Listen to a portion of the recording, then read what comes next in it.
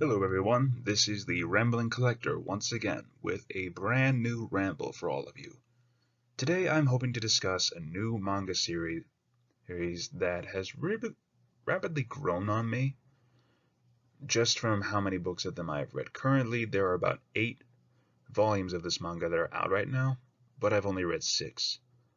But rest assured I will be grabbing volumes 7 and 8 just to see how far the story will go.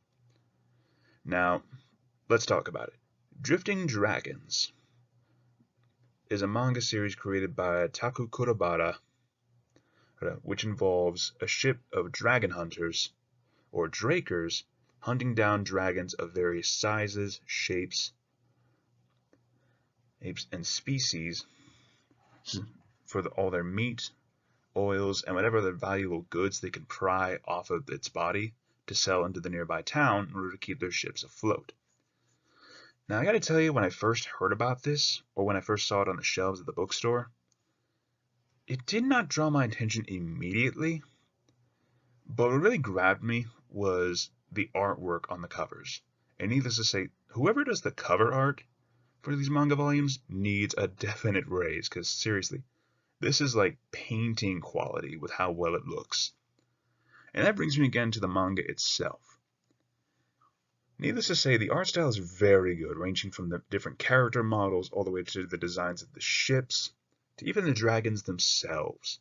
Each ship is like a varying size and shape, whether it's a draking ship, or it's a passenger ship, or even just a royalty ship, like a cargo freight.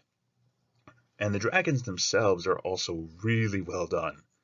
They're not all the same style or shape. You go from like these tiny little baby dragons who run around in hordes to these massive titans who hide in these major hurricane winds at like the eyes of the storm and feast on other dragons.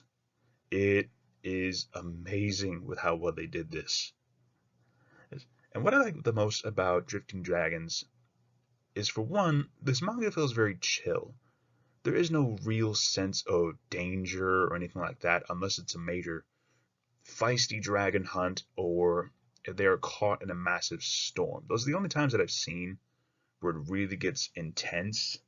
Other than that, it's a very chill manga to read if you just want to read something to just relax and enjoy a bit of an adventure, to be quite honest with you, because this is what really sells me, is the sheer scope of the adventure of it. And needless to say, the one thing I love about this is the sheer scope of it, because you see all these ships and dragons flying around in these massive skies, and it amazes you at just how vast the world looks just from the sky. Now, one of my personal favorite characters throughout this series has been Micah. And needless to say, I will be talking about a few spoilers here, so if you don't want to be spoiled, I'd recommend ending the video right now. But Micah has definitely become one of my favorite characters, mostly because he's a very simple guy. The main reason he hunts dragons is just to see how well they are prepared and what they would taste like. And the funny thing is, after each manga chapter, they literally leave behind a recipe. And I'm seriously wondering if anyone has ever tried to copy these at all. Like, that would honestly just give me a good chuckle with that. And needless to say, I might be tempted a little bit, but I'm not gonna try it out just yet. But yeah, throughout the series, I think in like volumes 5 and 6, we really get more of the backstory of Micah, of how he originally was just a guy who was wandering around on one of the draking ships, mostly just scavenging food, and pretty much just being a lazy bum. Whereas as you see him now, he is pretty much a skilled dragon hunter, really getting up close to these things and taking them out personally. He will jump off the ship right onto the back of the dragon and aim for its weak spots to take it down in an instant. And needless to say, this manga has really become one of my favorites, and I cannot wait to see more of it. And, I hope this really helps any of you all to actually just hear me ramble about this and see if it actually fascinates you at all.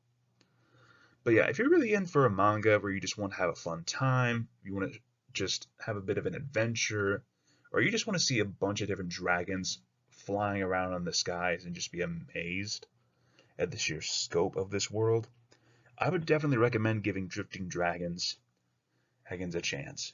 And personally, I would rate it a good 7 out of 10. And personally. Anyways, thank you all for listening, and I hope you have a good day.